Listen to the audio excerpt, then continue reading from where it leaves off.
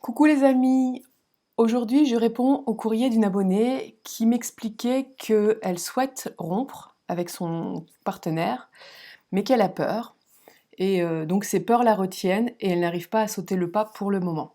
Si tu rencontres la même difficulté, cette vidéo est pour toi. C'est normal d'avoir peur dans ce type de situation parce que quand on est en couple, que ça se passe bien ou que ça se passe moins bien, quand l'amour s'en va et même quand parfois on fait face à de grandes difficultés dans le couple et on sait que c'est fini, l'histoire est finie, quoi, qu'il faut maintenant arrêter, on vit un quotidien qu'on connaît.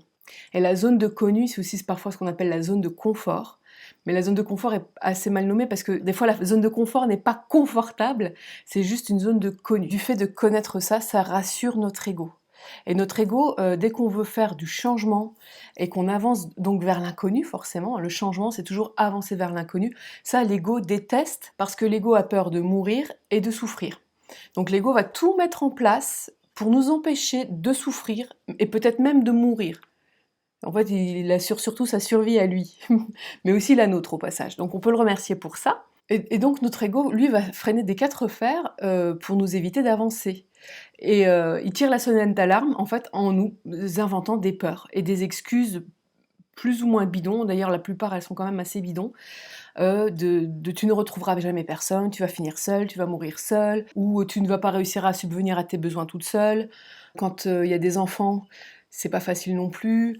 On peut culpabiliser, se dire qu'on va les faire souffrir, etc., etc. Donc ça demande vraiment beaucoup de courage en fait, de rompre, quelle que soit notre situation. Et voici un exercice très simple qui va déjà t'aider vraiment à y voir clair. Cet exercice a pour but d'un côté tu as le plateau des peurs et de l'autre tu as le plateau du désir. Aujourd'hui c'est comme ça, la peur est beaucoup plus forte que l'énergie du désir. Et l'idée avec l'exercice c'est d'inverser la tendance, de faire remonter l'énergie du désir et de faire baisser l'énergie de la peur. La peur sera toujours là, mais comme tu l'auras bien vu et bien regardé en face, tu sauras quand même avancer malgré la peur. Alors l'exercice, il est très très simple, il se déroule en 4 étapes. Tu l'as sans doute remarqué quand tu es en train de réfléchir à cette rupture. D'un côté, tu vas voir cette part de toi qui va t'énumérer les raisons que tu as de rompre, et en face, tu vas voir les peurs qui vont te dire « mais non, tu devrais rester parce que ».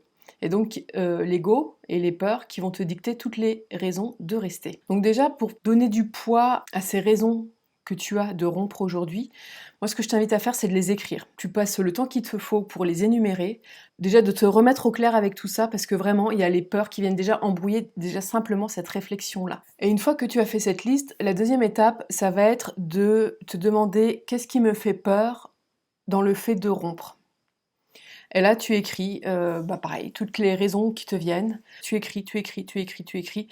Donc tout ce qui te fait peur. Une fois que tu as vraiment bien vidé tout ce que tu avais de tes peurs sur le papier, là, tu vas te poser les 4 questions qui suivent. Qui est, qu'est-ce que toutes les peurs que je viens de lister m'empêchent de dire, de faire, d'avoir et d'être? Tu prends le temps de répondre à chacun des 4 points. Et en répondant en fait à ces 4 questions, là tu vas faire remonter tes besoins et tes désirs que ta relation de couple ne nourrisse pas pour le moment. Et du coup le fait de lister tout ça, ça va justement faire gonfler du coup l'énergie du désir dont je parlais tout à l'heure. Donc on retrouve nos 2 plateaux. Ah non, c'était comme ça. Là, on avait la peur, ici on avait le désir. Et là, l'idée, c'est de faire ça, en fait. Avec ces 4 questions, c'est de refaire monter l'énergie de tes désirs et de tes besoins. Et du coup, la peur est moins forte et tu peux plus facilement passer à l'action. J'espère qu'après cet exercice, en fait, tu vas réussir à passer à l'action. Et donc, à avoir cette conversation difficile avec ton partenaire pour lui annoncer ta décision. En fait, la toute première question qui est de faire cette liste des raisons pour lesquelles tu décides de rompre, elle t'aide aussi, toi, à te mettre au clair avec toi-même pour communiquer ensuite à ton partenaire quelques-unes des raisons pour lesquelles tu décides de rompre. Là, je ne veux pas forcément m'étendre plus longtemps sur comment tu peux amener cette conversation-là, c'est un tout autre sujet.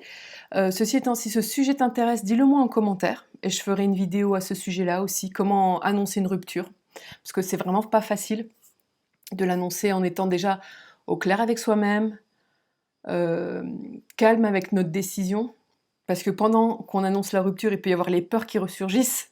Je l'ai vécu aussi, c'est pour ça que j'en parle. Les peurs, même si à un moment on a réussi à inverser les plateaux, des fois ça peut rebasculer, Et il va falloir être vigilant aussi à propos de ça, bien rester accroché en fait aussi donc à la dernière étape, les 4 questions, de se rappeler aussi ce qu'on a écrit à ces étapes-là et de se rappeler que si a priori on décide de rompre aujourd'hui, c'est bien parce que notre relation de couple ne nourrit pas ses besoins et ses désirs-là. Et qu'a priori on a besoin du coup de repasser par la case célibat pour ensuite, peut-être ou pas, fonder un nouveau couple qui va nourrir nos besoins et nos désirs. Voilà, c'est tout pour moi, j'espère que cette vidéo te sera très utile. Je suis Nathalie Valentin, coach en amour de soi et j'accompagne les enfants surprises ou enfants non désirés à s'affirmer et prendre leur place afin d'avoir une relation de couple équilibrée et authentique. Si tu veux en savoir plus sur mon accompagnement, j'ai mis un lien pour que tu puisses me contacter en description. À bientôt, au revoir.